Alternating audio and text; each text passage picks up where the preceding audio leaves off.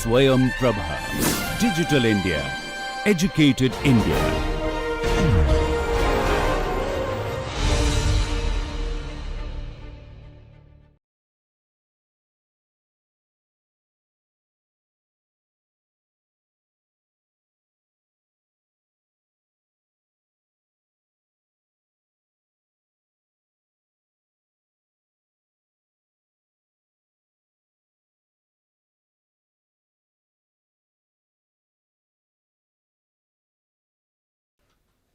Welcome to lecture 3 on DES 641 Design for Industry 4.0 and Industrial Internet of Things. So, today's lecture will be continuing the journey which we started last week, which was on design processes for developing successful products. So, the learning outcomes at the end of today's lecture will be that you will be able to use a generic product development process.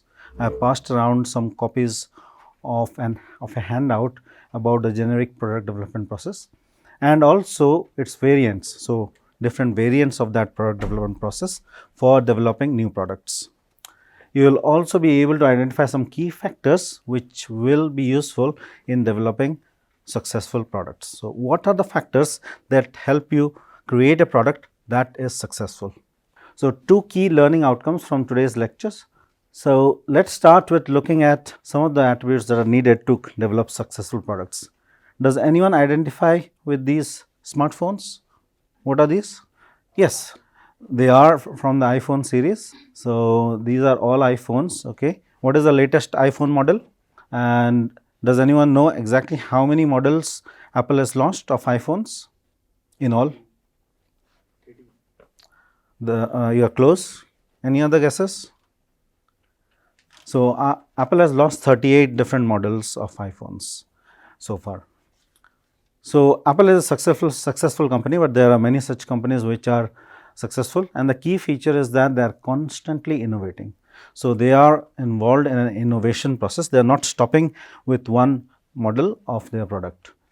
So, they are introducing new products, okay, and they are also modifying and improving existing products. So, just like iPhone series. Okay. So, they are introducing new products into the market and they are also modifying existing products. So, what is product development? Well, product development is nothing but it is the overall process of conceptualizing a product. So, developing a concept about a product and then designing, producing and selling it. So, first developing some concept about a product, then designing it, then after designing it, manufacturing it and then selling it in the market. So, the overall process of doing all of that constitutes product development. Okay. So, what is the information that is key to developing a new product? Any guesses? Yes. So, knowing what do people want. Okay. Knowing what do people want is the first step to developing a new product. Then you want to be thinking about, well, what are the features of the product that are absolutely essential? Okay, I will develop a new product, but what are the features that I will include in the product? What does that mean? So, let us say a smartphone. Okay. So, what are the features in the smartphone? Yes, calling facility, that is very basic. Internet, yes. Camera, apps, GPS, etc. Okay. So, these are the sorts of products. So, you want features that you want to be thinking. So, in today's day and age, a phone without connection to the internet is almost unheard of. Yeah. But 15 years ago, that was quite the trend, right. So, phones that were not connected to the internet. So, the features change with time. Okay. So, you want to be thinking about what are the features that are absolutely essential to sell your product. The next thing you want to be thinking about is, well, what features are desirable, but can be sacrificed for a lower price. Okay. So, maybe you want to have a camera that has high resolution. Okay. Maybe you can have a camera that is as good as a telescope. Okay. But that will cost you a lot of money, right, and nobody will buy that kind of a smartphone. So, you can sacrifice such a feature for a lower price. Okay. That improves the sellability of the product in the market. You want to be thinking about, well, what are the current and potential competitors. So, who are the competitors in the market against whom you have to compete against. So, and then you want to be thinking about, well, who might be a competitor in the future. Okay. So, you want to be developing a product so that you can match the competition. You want to be asking the question, what are the likely changes in the market size. Okay. So, maybe you have thought of a product that will reach out to 100 million people, okay. But maybe year down the line, due to technological changes, there will be a change in the market size or due to other reasons. Okay. So, you want to be thinking about that, because that will affect your production planning. Okay. So, if you manufacture more than the market size, then you will be left with an inventory which you cannot sell. Okay. And those production costs will never be recovered, right. So, you want to be forecasting the changes in the market size, whether on the positive side or on the negative side. Accordingly, you can plan your manufacturing. Also, knowing what the market needs helps develop a strategy. So, you want to be developing a successful business strategy. Okay. So, how do you do that? Well, so to develop the business strategy, you want to start with these customer needs. Okay. You want to develop these customer needs into some kind of a policy for your company, and that feeds into your business strategy. And using all of these, the needs, the policy and the strategy, you start with your idea generation process. You generate all the ideas, and then from those ideas you go on to synthesis. Okay. You synthesize and then create the concepts that you really want to take into production. So, make detailed plans to manufacture it. Maybe you want to source some of the components, maybe you are manufacturing the next hybrid car or electric vehicle. So, maybe you will be sourcing a lot of components. So, you make detailed plans of what components you will manufacture, what you will source, how you will assemble, how you will package, how you will sell, etc. So, make all those detailed plans, then go into production and then market and sell it. So, a very simple linear flow of how you can develop a business strategy and then take a product into marketing. Does this make sense? Okay. So, now let us talk about the generic product development process, the handout of which I have passed around. So, generic product development process consists of the following phases. So, you start with your planning. Okay. So, you plan the product. So, you see here this detailed planning. So, we are talking about here. So, you have done all of this in your business strategy, and then you start with your planning, then you go about developing concepts. Once you have developed the concepts, then you carry out system level design. Okay. So, concept is just the idea sketched on paper, maybe you have made some 3D CAD models. Okay. And from there you go into your system level design, where you synthesize these concepts into different subsystems, which you can then convert into the product.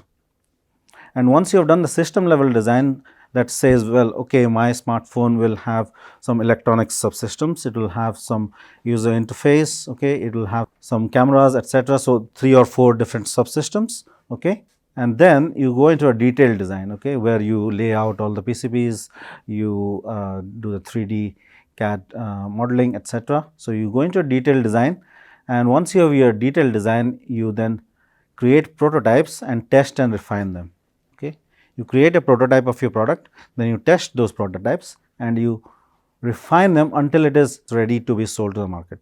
Okay. At this phase, you may bring in some customers and you may show those prototypes, test with them and get their user feedback, and then keep refining until you have that final model that you want to send into production. Okay. So, this is a very simple and generic product development process, okay, but it is not used for all types of products. Okay. It is a very basic product development process. So, in this very basic product development process, there are many functions and departments that are needed. Okay. So, within the company there will be different departments: design, manufacturing, marketing, purchasing. Okay. So, all of these departments, they need to come together to create this final product here. So, if we zoom in this on this concept development phase, okay, this is a really crucial phase where you are developing the concept.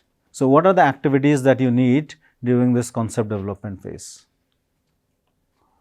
So, to develop the concepts, you need to start with the mission statement. Recall if you recall the double diamond design process, that also started with a challenge problem. Okay. So, likewise, so this is another sort of representing the same process, product development process. So, again here also you start with the mission statement, and once you have got that, you carry out your identification of the customer needs. Once you have identified the needs, then you want to establish some specs. These are the target specs for your product based on the needs. So, customer may say, okay, I need a washing machine that can do a daily quick wash, okay, faster than the current machines, 5 minutes faster. So, then 5 minutes faster, at the moment maybe most washing machines are doing it in 15 minutes. So, target spec will be to do a daily quick wash in 10 minutes. So, there you are taking a metric like the time required for a daily quick wash and assigning a value to it. So, that is your target spec. So, this is a specification of the product that you are targeting, which may be an improvement over current products. So, yes. So, once you have set your target specs, based on that you can create concepts. Okay. So, to do the wash in 10 minutes, maybe the RPM of the washing machine needs to be higher. So, you need a motor with higher RPM. Okay. So, those concepts will need to be generated here. Based on your specs, based on each spec, you then create concepts that can realize those specs. Okay. The concepts that can realize the specs. So, once you have done that, then you want to be selecting the concepts that will work. Okay, so, for that we will see how to do that. You can use various approaches, you can use matrix based approaches. So, you can use various approaches, scoring models, etc., to select the product concepts. So, this is concept generation, this is concept selection. Okay. Once you have done that, then you want to be testing the concepts. You have selected maybe 2 concepts, 3 concepts, then you want to be testing those concepts. You make prototypes and then test the concepts, and based on that you select the final concept that you will mass produce, and so you set your final specifications. So, these final specifications may be very different from these target specifications. Okay, you set out to achieve some targets, maybe you could not achieve 10 minutes daily quick wash and you ended up with 12 minutes. Okay, so, that will then be your final specification that will go into your product documentation. So, you have set the final specifications, and then you can do your downstream development, you can do more development down the stream. So, more specifics of your production plan, etc., you can do that, and then that gives your development plan, take the concept further. So, basically, so this is done, then you can go further. So, all the while you are doing all of these activities, you are also carrying out economic analysis. How will this product perform? You are benchmarking against competitive products, and you are building and testing models and prototypes. So, all of these phases are linked to these 3 activities. Okay. So, you can carry out these as needed. So, these activities are known as the front end activities. So, during the concept development phase, these are the activities that are occurring at the front end of the product development, but also the companies will carry out some back end activities. So, rarely does this entire process proceed in a purely sequential fashion. So, it has been shown as one after the other, but usually there is some iteration. So, you may set up with some target specs and find that okay, I am not able to create any concepts for the target spec, it is impossible. Okay. So, then you refine your target spec, come back and make some other concepts. So, rarely does it proceed in a purely sequential fashion, and so usually there will be overlaps between these activities. So, downstream development is once you have got your final specs, so you may take it into the workshop for instance and do some further development over there downstream. All of this is happening on computers, on paper, pieces of paper, and in rooms like this. Okay, maybe you are also doing some testing, some prototyping here. Okay, but this is when you actually plan, well, when I take it to a shop floor, what is it that is going to happen? So, that is downstream development. So, these front end activities may be overlapped in time. So, if you try to create a Gantt chart, how many of you know what a Gantt chart is? So, Gantt chart is nothing but writing the tasks and then assigning their durations. And then once you have written the tasks and assigned durations, you can create a Gantt chart in Excel actually. So, Excel, if you remember, has columns, right. So, you can choose 2 columns representing 8 weeks, maybe 4 weeks for each column, and then maybe 3 more columns, that will be 12 weeks. So, that is showing you the start and the end time for each task. So, these front end activities may be overlapped in time and there may be need for iteration. So, that was the very basic product development process. I passed on that handout to you with 2 other types. So, what are these 2 types? Yes. So, there is a spiral product development process, then there is a complex system development process, okay. But then there are others as well. So, let us look at the variants of the product development process, okay. So, a generic one which you saw is very good for sporting goods, it is good for furniture, tools, etc. So, it is also known as the market pull type of product. So, what is this market pull type of product?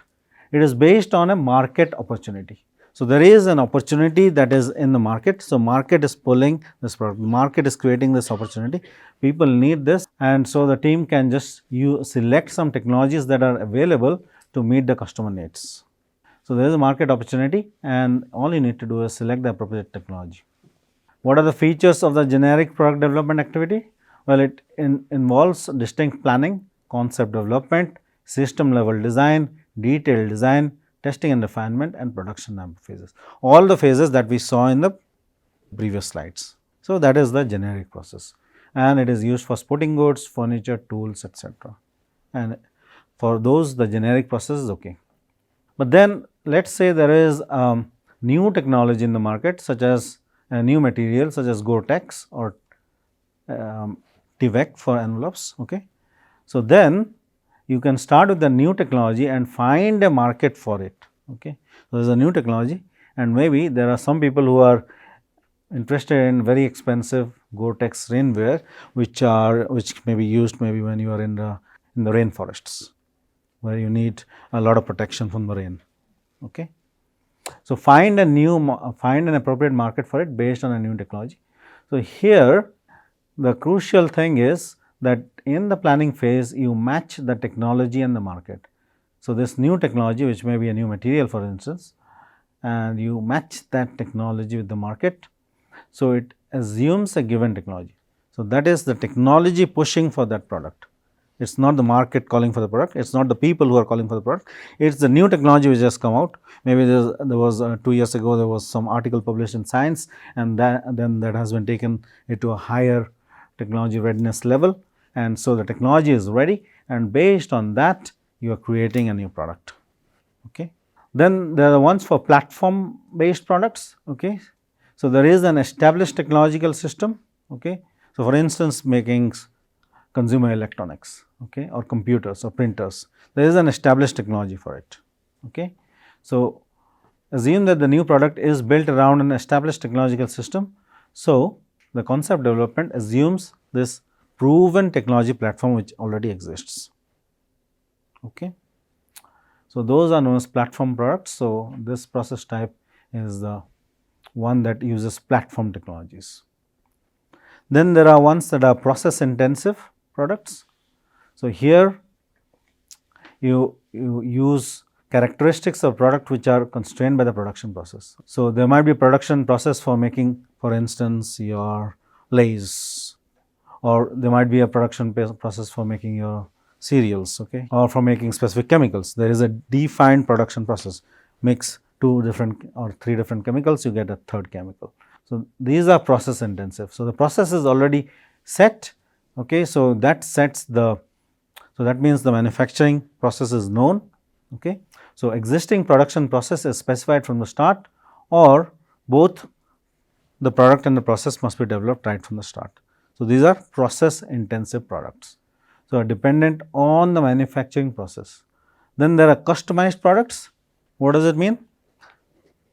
The word customized means, well, it is specific to every single customer, or maybe the product is specific to a set of customers. So, maybe products that are customized for kids or for people who are aged 5 to 10.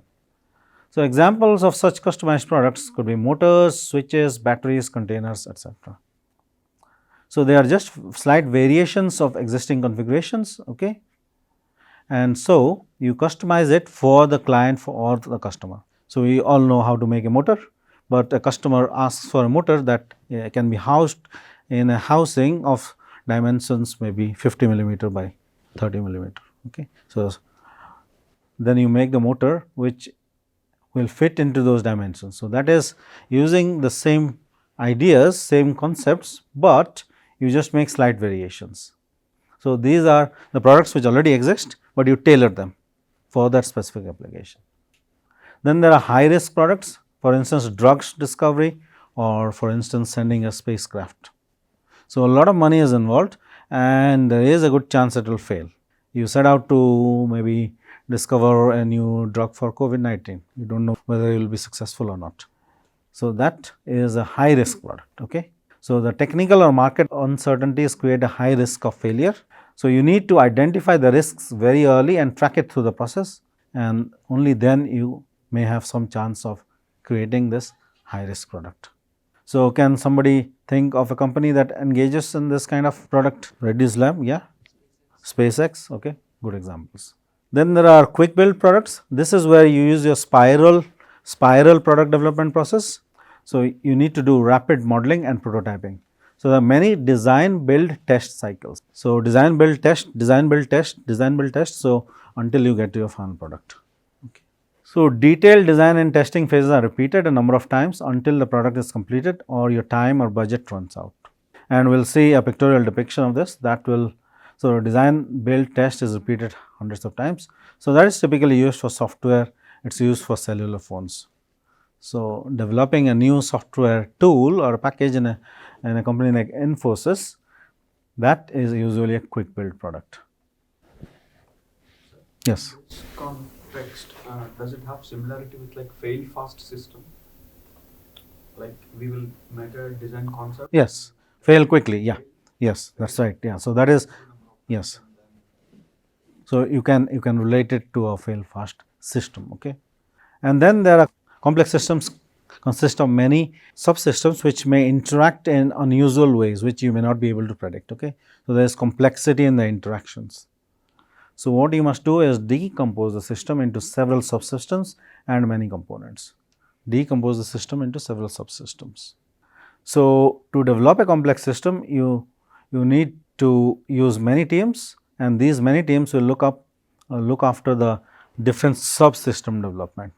So, different subsystems are developed separately, then you integrate them. You bring these subsystems together and integrate to create your final product. So, for instance, an airplane, okay. Somebody is looking after the cockpit, okay. Somebody is looking after the engine itself, okay. So, different subsystems that must get together to create this complex product. So, really we have a number of different variants of this product development process, and depending on the type of product that you are manufacturing, you need to choose your product development process. So, maybe something that you can do for your portfolio is think of one company that uses each process type. The portfolio, if you recollect, is going to be the reflection of each lecture that you will compile into kind of final book or final portfolio that you can submit. Okay. So, for that you need to have reflections on each lecture. So, maybe in that you can include, you can think of one company that uses each process type. Yes, so I will show some slides in the coming lectures and also give you a brief. Okay. But also on the internet you can find how to make portfolios, go on Google and research it. Okay. So, that will also give you some ideas. Okay. So, we talked about the spiral product development process. Okay. So, that is an interesting one. So, I will show you. So, that will give you some idea about how this is different from a generic process. So, in the spiral product development process, you can break down a product development into 4 distinct areas of work. One is requirements analysis, where you are analyzing what are the requirements of your different subsystems. Then where you design, okay. you may be doing some coding, okay, and then you may be doing some, so coding could be replaced by some kind of production as well, and here you would be testing and doing risk analysis. Because it is for mainly for software products that the spiral product development process is used, we have written coding here. So, you start here and you spiral out until you get your final product. So, you create these builds. So, maybe for the first build you need to go through risk management, understanding the business needs, okay, then architecture design, okay, design the architecture, okay, then go for developing a schedule, understanding system requirements, then the module design. So, you have created one module that creates the first build. Then get some feedback based on first build, then go on to determining more specific requirements of individual units, do a system level design, then maybe you get to build 2 and then maybe you release it. So, it is spiraling out slowly. Okay. So, in the meantime you are creating different builds of the product. Okay. So, it is used for software and many electronics products. So, building and testing prototype models is a rapid process. So, you make it rapidly, you make these prototypes rapidly such that the design build test cycle is repeated many times. So, you use rapid iteration to achieve a very flexible and responsive product development process. So, the concept development is followed by decomposition of the product into high, medium and low priority features. So, you develop your concepts and then you decompose the product into high priority features, medium priority features and low priority features. So, first you target the high priority features, okay. Then you go for the medium priority features and you keep making those builds, okay. Maybe this build 001 has got the high priority features taken care of. At build 002 level, you have got your medium priority features ready, and maybe that is when the budget runs out and you release the product into the market. But if you have still money left, maybe you also go for the features that are not so much of a priority, but you can add them to make the product even more fancy. So, basically you exclude some features and you just focus on some features. So, that is why the product development is rapid, because you are only developing a subset of features, not all the features. So, another way of representing this could be in terms of modules. So, maybe build 1 is the module P and then build 2 is your module Q, build 3 is your module R. Okay. So, in making your build P, you take care of requirements. So, requirements for build P, for module P, your design for build P for the module P and your coding for the module P.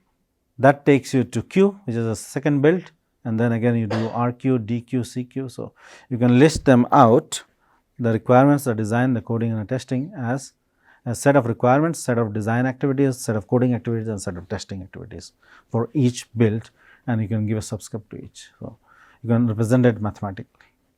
Okay. So, in the spiral development process, there are several cycles of design, build, integrate and test, beginning with the highest priority item as I just said, and then you do fast prototyping and make the result of each cycle to modify the priorities for the next cycle. So, you can change the priorities for the next cycle based on what you got in the results from the earlier cycle.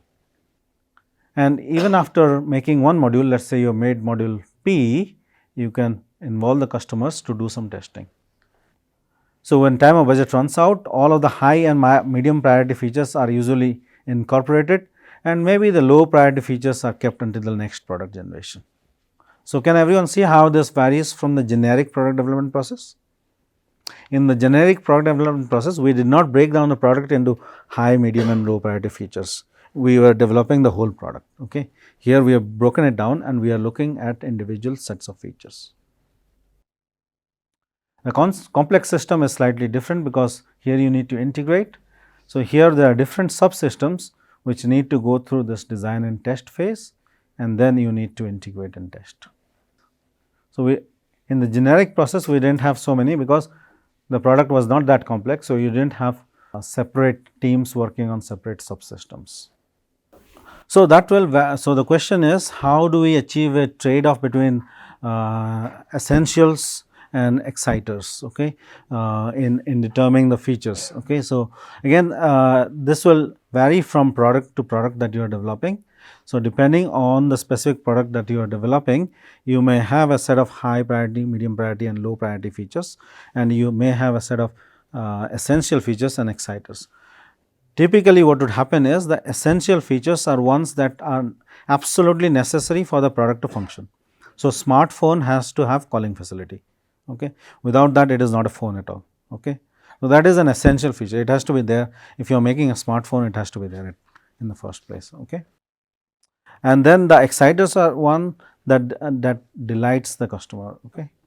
So, that may or may not be a, so the mapping of an exciter to a high priority, medium priority or low priority feature will depend on what the product development team is trying to achieve. What is the brief? So, has the top management told me to make a product that is going to totally surpass every customer's expectation, or are they trying to create something to match up with the competition? Okay, Samsung has made a certain type of flip phone, we do not have a flip phone, we have to make a flip phone. Okay, so, that is not going to excite a customer, but it may be high priority feature because that is what is the brief that is coming. So, it will all depend on the brief that you get. Okay. Does that make sense? Okay.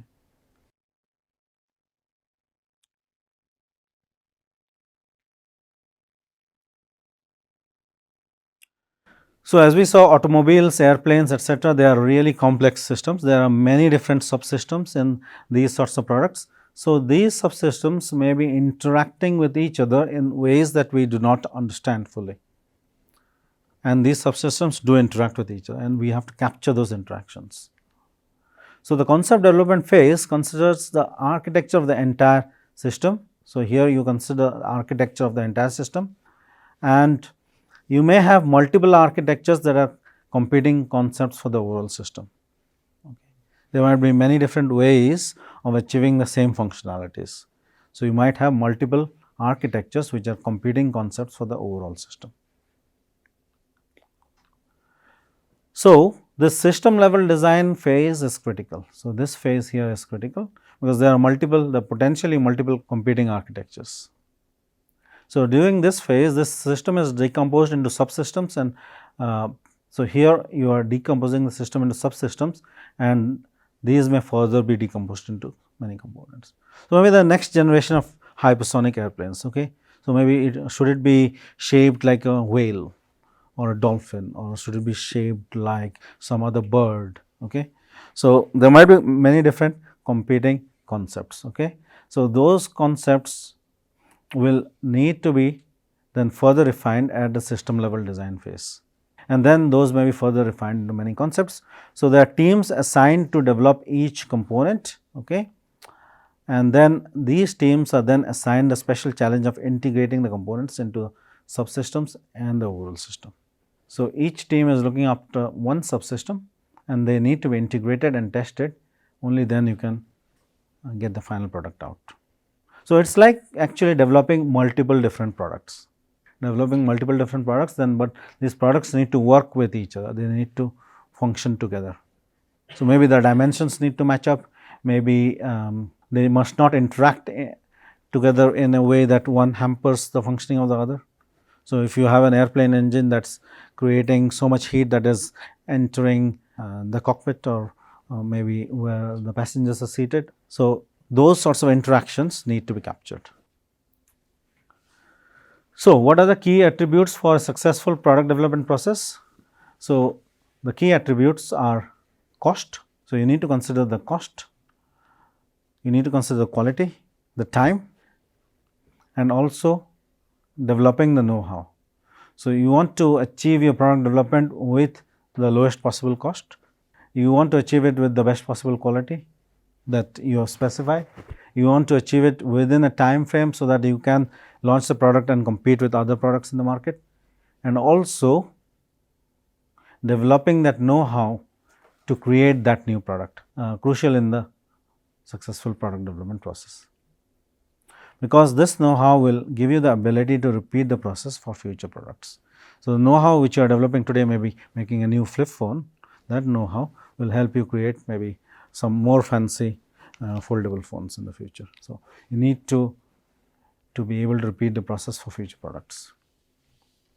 So, this is what happens during the product development process. The revenues, when you start, of course, you have not spent any money, you are doing your research, you start spending money, then you design and develop your prototypes, then you have spent more money, but you have not made any money so far.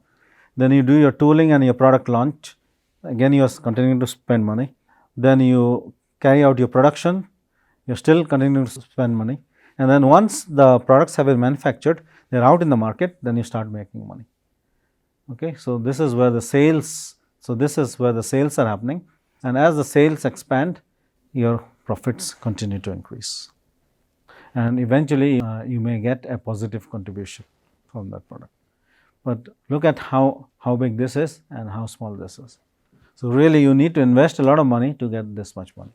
So, your revenues will fall, and then when you start selling, that is when you start making money.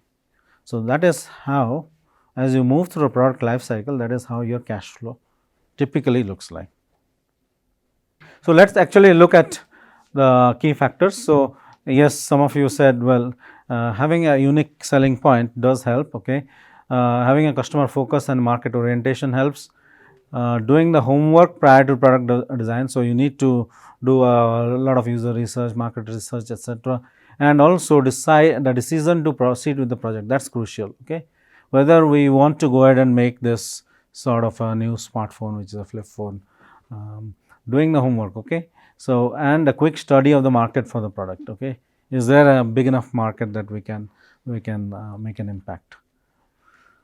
And also a technical assessment of the capabilities and requirements. What are the capabilities that you have or can develop, and what are the requirements of this product? So, doing that correctly, that is crucial. Your detailed market research will also be crucial, and an in-depth financial analysis. So, all of these things you must do to be able to create a successful product development process. So, the key is also to have a sharp and early product definition. So, you want to create a definition of a product which is clear, crisp, that you kind of know where you are heading. Okay. The fuzziness should be removed. So, an outline of the concept and the benefits to be provided.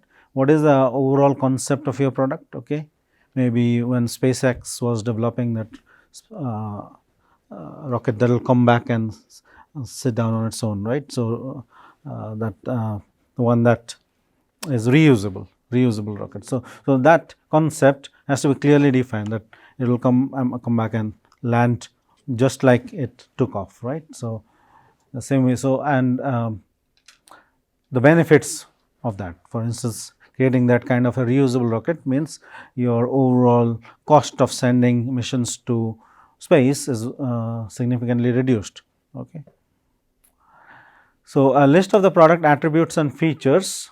So, what are the key attributes of your products and the features, and these must be ranked in order of essential to desirable. So, which are the essential attributes and which are desirable, and also how these will compare with competitors' products. Okay. Then describing who are the potential users and the attributes of the market. Okay. So, who are you trying to reach out to? Maybe you are trying to reach out to people in a specific area of the country. Maybe you are trying to reach out to people with certain disabilities. So, who are the potential users and what are the attributes of the market? Okay. So, what is the size of the market, what are the demographics? Okay. Then outlining a good business strategy, your strategy must be clear. So, again all of this is reiterating what we already learned in this lecture, but actually putting them all together. So, how the product will be placed with respect to the competitors. And also a successful product development process is where the activities are executed properly. Okay. So, all of the tasks in the process are executed properly. So, you should not skip any market studies, and you should undertake some trial sales. So, do not mass manufacture until you know that people are happy to buy it. Also, your organizational structure and climate is helpful to create a successful product development process. Okay. So, you want to have teams which have members from all basic functions.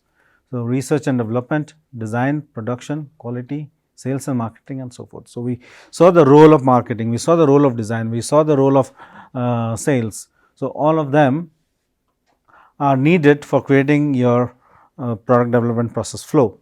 So, you need to create a team, and this team will have people from all of these units. Only then you can create a successful product in the end.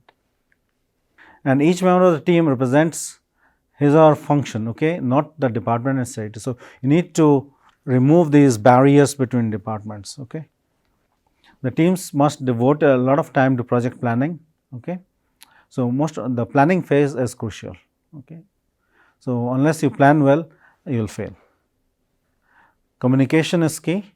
So, they must talk to each other openly, and this is something that does not happen often. So, teams are often sometimes they are fighting with each other. If they are fighting, then the product cannot be successful. To create a successful PDP, you need to have excellent communication between team members and constant contact. So, what will you do to have constant contact? You can organize meetings, whether they are formal meetings or informal like socials. Okay. And make the team accountable for the entire project. Okay. The entire team is accountable. Every member of this team, maybe you create a team of 50 people. So, every member of the team can be asked questions. Why did this go wrong? So, they must take their responsibilities in all seriousness, and they must be led by a strong and motivating leader. So, the project managers, the program leaders, etc., they are crucial. So, the leader must be a good one. And for the successful product development process, you also need strong support from the company management. So, embark on this product development only when you have got agreement of the company management, because they are the ones that will provide the resources, the money to hire people, to get materials in, okay, to set up production process. So, there must be strong support from the company management, and the team and the team leader, they must all come together with the management in creating the product. So, the project selection decisions are key. You must select the right project. You must tell the world that you have a good product. Okay. The top management must play its role in supporting the project. You must also work with speed without compromising the quality. Work quickly so that you can get your product out quickly. And so, a systematic new product process needs to be established for every successful product development activity. You must make it attractive to the market, and you must make good use of this experience and your core competences in developing further new generations. So, we were talking about successful product development processes last week, if everyone recollects. So, we talked about the generic product development process, and we looked at many different variants of it. So, now we will talk about successful products. So, not processes, but the products themselves. Okay. So, some of the key attributes of what makes a successful products is that they offer entirely new benefits that existing products do not. So, what makes a successful product? If a product offers a benefit to a customer that an existing product does not, then it makes it successful. For instance, a flip phone, smartphone that is different from existing smartphones, right. So, that then becomes a new benefit, and it is this new benefit that existing products do not, and makes this product successful in the market. Sometimes they offer a secondary benefit in addition to the primary benefit. So, a primary purpose of a smartphone is to make phone calls, right. But if they offer secondary benefits such as taking high resolution pictures, okay, or being able to chat using apps. So, those secondary benefits make them successful, okay, because the customers buy them not just for that primary benefit, but also for the secondary benefits. So, when they are purchasing a product from the market, they look at all of the benefits, the primary and the secondary benefits, and if there is a new secondary benefit, then that can make a product successful. So, when you are developing your products, also try to think of not just the primary functionality, but also additional functionalities that you can offer. They are at least comparable to what the competition offers. So, they are no less than anything that is already available in the market. So, they are comparable to what the competition offers.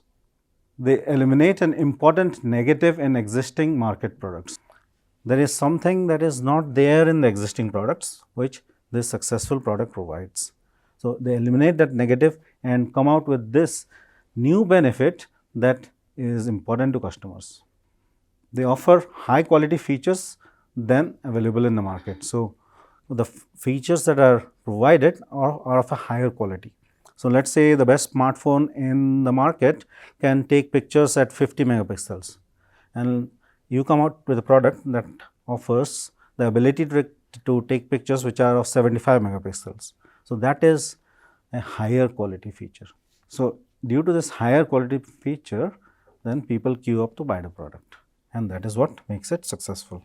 They also harness contemporary social trends. So, if there is a certain trend in the society to do something, so these products, they use these trends. So, they use the current trends in the society, and then this product therefore becomes successful, because they are catering to that societal need. People are looking for that, okay, and there is a trend in the society. So, if you can identify what are the contemporary social trends and use that to develop your product, then your product will be successful. Contemporary, yes, which means at the current time. And many times they offer a price advantage in comparison to the competition. So, if you looked at the Times of India from 2 days ago, there was a 5G smartphone that came out that was for less than 10,000 rupees. Okay. So, that was the price advantage. So, 5G phone that is less than 10,000 rupees. So, maybe there are no such smartphones available in the market. So, in comparison to a competition, so they offer a price advantage. So, can you come up with a strategy for new product development? So, what should be your strategy then? So, how should you, so knowing the successful attributes of new product development processes and the successful key factors for the new products, can you develop a strategy for your NPD, for your new product development? So, the strategy can start with determining the company's growth expectations from the new products. So, if we are going to create some new products in our company, then what kind of growth can we expect in the company's earnings? As companies, at the end of the day, they have to respond to stockholders, shareholders, okay, who are funding the company, and so they need to grow quarter on quarter. That is what the shareholders are expecting, and also the company's employees' salaries need to go. So, the company's growth expectations, can it come from these new products?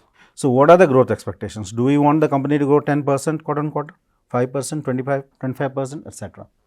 So, determine that how much you want to grow. Then go about gathering information of interest regarding capabilities, market and the customers. So, what are the capabilities that you have within your firm? You may have the capability to make a certain type of component, okay, or a certain type of product, certain set of manufacturing processes, certain types of employees, and they come with certain capabilities and skills. So, gather that information. What are your capabilities? What is the market like? What is the market that you are operating in? And who will be your customers? So, you need to collect that information, determine what opportunities exist. We talked a lot about opportunities. So, determine what are the opportunities that exist in the current market. So, determine those, then develop a list of what new product options exist. So, what are the potential product options that you have given your capabilities, given the market, given the customers and given the opportunities. So, what are the options that you have? So, if you are Apple, of course, your new product options will be from electronics, consumer electronics, right, like smartphones or tablets or desktop PCs, etc. So, what are the new product options that exist? Then set the criteria for inclusion of new products in the company's portfolio of products. So, what will it take for a new product to successfully integrate with the existing set of products that you have? So, develop some criteria for it. If it meets these A, B, C, D criteria, then we can include these products in the company's portfolio of products. So, very often your company's brand image will also depend on these new products that you are launching. So, you want to be launching a new product that may, for instance, align with the company's brand image, which again depends on the portfolio products, the products that you have already launched and you have in the market. Okay. Based on that, you have your brand image, and based on that, you may decide, okay, we can include these products only if they meet certain criteria. Okay. So, then once you have done all of this, then you can create the product portfolio, and what will it consist of? Your product portfolio will have new products, your modified products, products which are just adaptation of current products. So, maybe the next iPhone for Apple or any existing product is the product that you continue to sell, that you already have in the market. So, you will have a complete portfolio then, which has 3 types of products: new, modified and existing. Okay. So, create that product portfolio. So, that is how companies go about developing new products. Finally, once you have done that, once you have created a product portfolio, you want to manage it to maximize your profitability. You want to maximize the product portfolio. Okay. We have maybe 20 different products. Okay. How can we use that to improve our profitability quarter on quarter, year on year? Okay. So, these steps make sense to everyone? Yeah. So, based on the existing new and modified products, your revenue share can vary something like this. So, here you can see a plot of revenue against time, and you can plot the forecast revenue to be generated from sales of new products. So, you can see here from existing products, let us say you are getting this kind of a revenue, and then from improved and modified products, maybe you are getting some more revenue, and then you can map out from products using current technology what other revenue you could generate, and from products that are new to market what additional revenue you can generate. So, your total revenue is the sum total of revenue from existing products, revenue from improved and modified products, revenue from products using current technology, and revenue from products that are new to market, that are new products that you are creating. So, that is how your total revenue looks like, and with time you want it to be evolving like this, the total revenue. Okay. So, by creating this kind of a forecast against the time horizon, you can take decisions regarding which products you should pursue to achieve the forecast revenues. So, once you create this kind of a forecast graph, then accordingly you can allocate certain portion of your company's profits to developing new products or developing products using current technology or modifying products. So, you can allocate portions of your profits to each one of them. And you can see here from the existing products, with time of course, the revenue decreases, whereas from current technology and new to market, your revenues increase with time. Because let us say your iPhone 4 was launched here, after 6 or 7 years, the revenue from it has come down, right, because other modified products are taking over, okay, or new products are coming up, which are contributing more to revenues. So, this is also known as a gap analysis. So, these gaps, how they will translate with time and how that then affects which products you should pursue. Okay, to summarize our lecture on developing successful products, we learnt that identifying customer needs and opportunities is the key to kickstart the design process. So, really you must start with identifying what does the customer really need, what does he need, and what are the opportunities that you can exploit. Okay. So, these opportunities can come from new technological advancements, it can come from new societal trends. Okay. So, this phase where you are identifying the customer needs and opportunities is known as the discovery phase, where you are discovering your challenge problem in great detail, okay, and it is crucial. So, this word discovery is part of which process? The word discovery? Double diamond, that is right. So, the word discovery is part of the double diamond design process. And what is a double diamond design process? Well, it is the design process which is quite popular. It has been there for the last 20 years. The Design Council, the British Design Council approves it, and the phases are discovery, then define, then develop, and finally deliver. Okay. So, it is like two diamonds connected to each other. So, the first phase of that is a discovery phase, and in that phase you have identifying customer needs and the opportunities. So, the product development process is a sequence of steps and enterprise employees to conceive, design and commercialize a product. Okay. So, what are the steps that a company will employ to conceive the product? Okay. So, think of the product that they will create, to design it actually. Okay. So, to lay out all the plans for it, and then having developed it, commercialize it. So, all of these steps, conceiving, designing and commercializing, all of these are part of the product development process, PDP. So, we need a well defined development process to ensure product quality, facilitate coordination among team members, plan the development project and continuously improve the process. So, we need to have a process that we define very clearly, that these are the steps we will take to ensure that we create a product which is high in quality, where there is coordination among team members.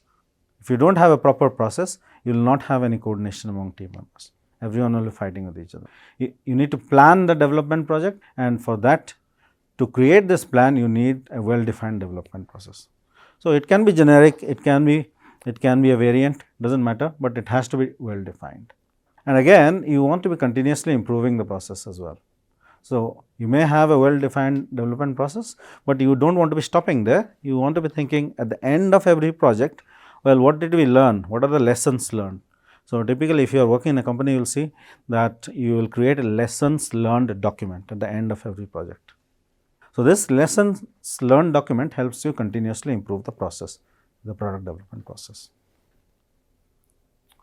So, the generic product development process has 6 phases: planning, concept development, then system level design, then detailed design, then testing and refinement, and finally, you want to be doing production, okay, ramping up your production.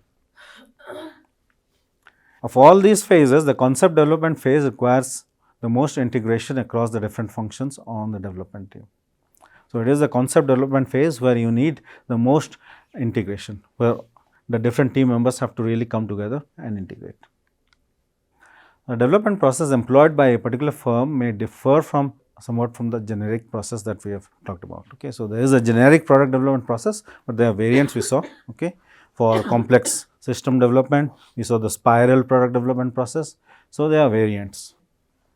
There is a generic process and then there are variants, and the variants are required depending on the product type.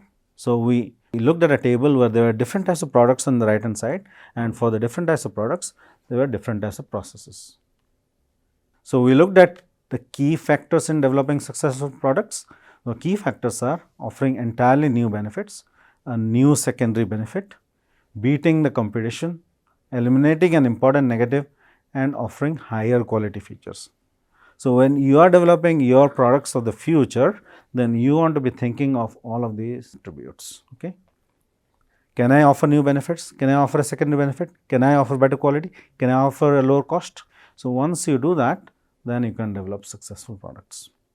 Also, you want to be using contemporary social trends and the cost advantage in beating the competition.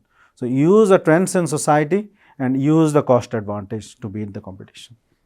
So, these were some of the sources for this lecture. Now, we will move on to the next lecture.